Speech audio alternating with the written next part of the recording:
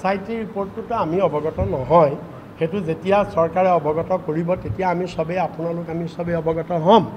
কিন্তু কথাটো হৈছে কি ফাৰ্ষ্ট ইনিংছতে হিমন্ত আউট হৈ গৈছে, মানে আমাৰ মুখ্যমন্ত্ৰী আউট হৈ গৈছে।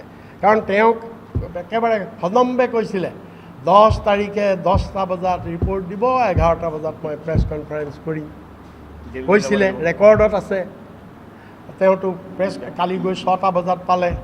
তেওঁ কৈ আছিলে যে চিনেমা বম ফুটিব। এতিয়া তেওঁ এনেকুৱা এখন চিনেমা বনালে, গৌৰৱ গগৈয়ে কৈছে, ঠিকেই কৈছে, ফ্লপ শ্ব'। এতিয়া তেওঁ চিনেমাখন এনেকুৱা বনালে য'ত কোনো হিৰো নাই, হিৰ'ইন নাইকিয়া। কালি ৰিপৰ্টতে ওলালে হিৰ'ইন হ'ব লাগিছিলে কোন? গৌৰৱ আৰু এলিজাবেথ। তেওঁলোকতো নহ'ল নহয়। ক'ৰ কি তাকে কি এইটো আবু কি তৌকিৰ ৰহমান নে কি এজনৰ কথাহে আনিছে।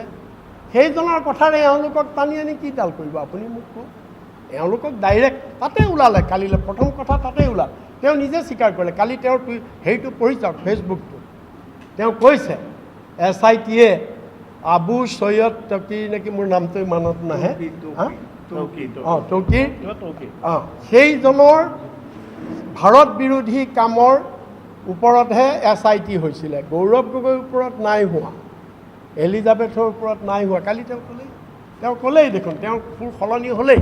আৰু কি ক'লে কালি আৰু কি ক'লে যে নাই মই চিনেমা বনোৱা নাই, মই এইটো টক শ্ব' নহয়, আমি লাহে লাহে চাম, পঢ়িম, যদি থাকে আমি দিম, নহ'লে আমি ক্ল'জ কৰিম, থাকে যদি আমি চৰকাৰক জনাম, ক্ল'জ কৰিম। এই দম্ভবিলাক ক'ত গ'ল? গতিকে তেওঁ ফাৰ্ষ্ট ইনিংছতে আউট। এতিয়া খালি মই ৰিপিটেডলি এইটো কৈ আছোঁ, এতিয়া তেওঁ প্ৰস্তুত হওক। তেওঁ ঘৰলৈ নাযাওঁ বুলি কৈছিলে, এতিয়া ঘৰলৈ তেওঁ যাব নোৱাৰে। আমি এটা তেওঁ ঘৰ ভাড়া কৰি দিম, তাতে তেওঁ থাকিব লাগিব। মই আগতেই কৈছোঁ, BJP is very expert in slogan, সবকা সাথ সবকা বিকাশ। আৰু এটা লগত লগাই দিছে সবকা বিশ্বাস পিছত, সবকা সাথ সবকা বিকাশ সবকা বিশ্বাস। আজি আমি আপোনাক প্ৰশ্ন কৰিব খুজিছোঁ, আপুনি অসমলৈ আহিছে, ভাৰতত আপুনি কি কৰিছে? We are not concerned.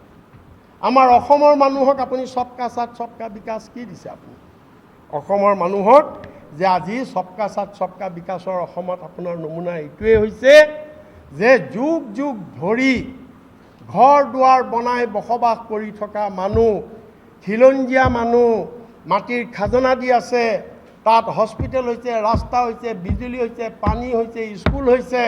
চৰকাৰে ইমান দিন তেওঁলোক বেদখলী নহয়, আৰু এতিয়া ইলেকশ্যনলৈ ছমাহ থাকোঁতে তেওঁলোক বেদখলী হৈ গ'ল। আৰু তেওঁলোকক কি কৰিলে? আপুনি চাৰিওফালৰ পৰা আপোনাৰ শিষ্যই কেনেকৈ উচ্ছেদ কৰিছে? বুলডোজাৰ লগাই উচ্ছেদ কৰিছে। এজিপ যেনিবা আমি বিদেশী শত্ৰু সৈন্যৰ লগতহে যুদ্ধ কৰিছোঁ, আমাৰ ভাৰতীয় নাগৰিকক আপোনাৰ শিষ্যই শত্ৰু সৈনিক হিচাপে ব্যৱহাৰ কৰি JCB লগাই, আপোনাৰ বুলডোজাৰ লগাই ঘৰ ভাঙিলে, স্কুল ভাঙিলে, মছজিদ ভাঙিলে, মন্দিৰ ভাঙিলে। আপোনাৰ সাংঘাতিক এটা অৱস্থা। মানৱ অধিকাৰ নাই। আজি আপোনাৰ এই ইভেকশ্যনত টোটেল আপোনালোকে 55,000 বিঘা মাটি ইভেকশ্যন কৰিছে। আৰু 55,000 বিঘা মাটিৰ ভিতৰত 49,000 বিঘা মাটি হৈছে খিলঞ্জীয়া মানুহৰ মাটি।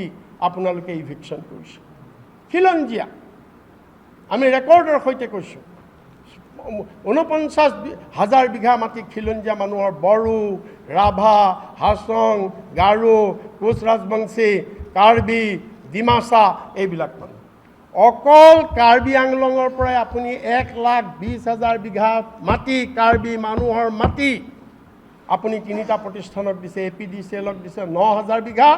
আৰু বাকীখিনি মাটি আপুনি আদানী, আম্বানী, তেওঁলোকৰ power project, solar power project আৰু চিমেণ্ট ফেক্টৰীৰ কাৰণে দিছে। ডিমা হাছাওত 9,000 বিঘা মাটি আপুনি চিমেণ্ট ফেক্টৰীৰ কাৰণে দিছে আপোনাৰ শিষ্যই।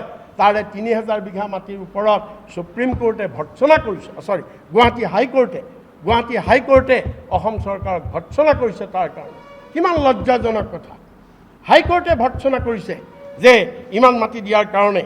এতিয়া ইয়াৰ পিছত এই কথাবিলাক লুকুৱাবৰ কাৰণে আপোনাৰ শিষ্যই কি কৰিছে আপোনাৰ ব্লু আইড বয়ে কৈছে নাই নাই আমি বাংলাদেশীক উচ্ছেদ কৰিছোঁ, আমি বাংলাদেশীক উচ্ছেদ কৰিছোঁ, খিলঞ্জীয়াক উচ্ছেদ কৰা নাই। ৰেকৰ্ড ক'লৈ গ'ল? আমিতো লিষ্টৰ সৈতে আমি দি দিছিলোঁ, আপোনালোকৰ হাতত আছে, মাজে মাজে ওলাই থাকে। মই আজি দীঘলীয়া হ'ব নকওঁ।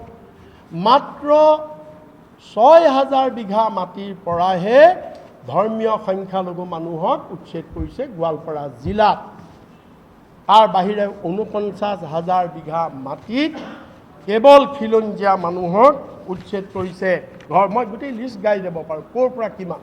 একেবাৰে তিনিচুকীয়া জিলাৰ লাইকা দধিয়াৰ পৰা যদি আপুনি ধৰে, আপুনি গোটেইখিনি, আৰু তাৰ এক্সট্ৰা 1,20,000 বিঘাটো এক্সট্ৰা, সেইটো 55,000 বিঘাটো উচ্ছেদ, 1,20,000টো আকৌ এক্সট্ৰা, সেইটো হৈছে অকল কাৰ্বি আংলং সেইটো।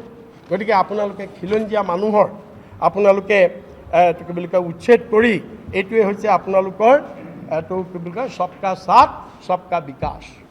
যে JCB লগাই ঘৰ ভাঙিলে হেৰিয়াত বটদ্ৰবা থানাত এলেকাত এটা ঘৰ ভঙাৰ কাৰণে হাইকোৰ্টে ভৰ্ৎসনা কৰিলে। সেই OCৰ ওপৰত শাস্তিমূলক ব্যৱস্থা ল'লে, সেই দুৰ্ভগীয়া পৰিয়ালক ক্ষতিপূৰণ ল'বলৈ দিলে। তাৰ পিছতো আপোনাৰ মুখ্যমন্ত্ৰীয়ে হাইকোৰ্টক বুঢ়া আঙুলি দেখুৱাই জুডিচিয়াৰীক, গণতন্ত্ৰৰ এক মূল ক্ষতি, এই জুডিচিয়াৰীক বুঢ়া আঙুলি দেখুৱাই পুনৰ JCB লগাই এই আমাৰ ভাৰতীয় নাগৰিকক হাৰাশাস্তি কৰিছে। যদি মই মুখ্যমন্ত্ৰীক আপোনাৰ আজিৰ এই সভাত আপোনালোকৰ যোগেদি মুখ্যমন্ত্ৰীক মই প্ৰশ্ন কৰোঁ, যদি বাংলাদেশী তুমি উচ্ছেদ কৰিছা, আমি কংগ্ৰেছে ডিমাণ্ড কৰিছিলোঁ তোমাক, আপুনি এখন হোৱাইট পেপাৰ দিয়ক, কিমানটা বাংলাদেশী পৰিয়াল ক'ৰ পৰা উচ্ছেদ কৰিলে আপুনি দিব নোৱাৰিলে কিয়? কিয় দিব নোৱাৰিলে আপুনি যদি বাংলাদেশী উচ্ছেদ কৰিছিল? যদি বাংলাদেশী উচ্ছেদ কৰিছিল আপুনি 10 বছৰ দেখা নাছিলে নেকি? আপুনি 10 বছৰ দেখা নাই নেকি এইবিলাক বাংলাদেশী? আপুনি 6 মাহ থাকোঁতে সাৰ পালে এইবিলাক বাংলাদেশী? যদি বাংলাদেশী উচ্ছেদ কৰিছে, আপুনি তেওঁলোকক ট্ৰাকত উঠাই বাংলাদেশ সীমান্তত থৈ অহা নাই কিয়? আপুনি বাংলাদেশ সীমান্তত থৈ অহা নাই কিয়? যদি বাংলাদেশী, কিয় আপুনি তেওঁলোকক 50,000 টকা দি আকৌ বিকল্পত যাবলৈ দিছে? কিয় দিছে আপুনি? এইবিলাক নাটক, এইবিলাক অভিনয় অসমৰ মানুহে, আপোনালোকে বুৰ্বক বুলি নাভাবিব অসমীয়া মানুহক বুৰ্বক বুলি নাভাবিব যে গোটেই ভাৰতবৰ্ষ ব্ৰিটিছে লৈ শেষ কৰাৰ পিছতহে অসমত ব্ৰিটিছে ল'ব পাৰিছিলে। এয়াই হৈছে অসমীয়া মানুহ। গতিকে ইয়াৰ প্ৰত্যুত্তৰ আমাৰ উপযুক্ত সময়ত দিয়া হ'ব। এতিয়া আমাৰ লাষ্টৰ আগৰ কুৱেশ্যনটো, যিকোনো খবৰৰ বাবে যোগাযোগ কৰক 7099017330 লগতে 7099017110 নম্বৰত।